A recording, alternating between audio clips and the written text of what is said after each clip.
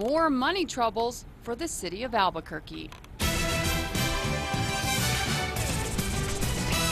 Good afternoon, I'm Kim Baez. Albuquerque's past could put a squeeze on its future. The city's finance department is projecting that Albuquerque will have a lot less money going forward for construction and road projects. News 13's Alex Goldsmith is live in downtown Albuquerque to explain. Kim, if the projections hold, the city of Albuquerque will have about $54 million less next bond cycle than it did this past bond cycle.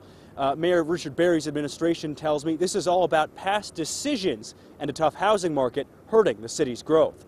Everything suffers. Mayor Berry wasn't happy to hear that Albuquerque is projected to have $110 million available for the 2013 bond cycle. We're really kind of on this path to starve ourselves slowly, if you will. $110 million, quite frankly, is not enough to keep the city in great shape on a long-term basis. The projected drop in bond capacity means the city could have far less available in the future to maintain its roads and properties and start new projects. City administrators say Albuquerque would have had close to $200 million to work with, except for a couple of problems. One Mayor Berry points to is $48 million a year in property taxes that were shifted to balance the city's general fund over the last 8 budgets. Finance Director Lou Hoffman says stalled property values in the city also hurt. We find ourselves for the first time since I started with city government in 1983 with no growth in property tax. And Hoffman says that means the city has to prioritize.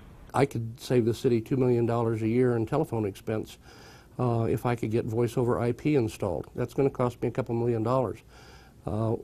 When you have to replace roads, does that leave you enough money to make investments in new technology? Often not. City administration does plan to move some of that property tax revenue used to balance past budgets back towards construction projects and maintenance. But Hoffman tells me a big factor that will have to play a role in any turnaround is that they need the economy to turn around first. Back to you, Kim. Okay, thanks, Alex. Now, these projections tend to be fairly conservative. During the last bond cycle, Albuquerque ended up with $14 million more to work with than was originally projected.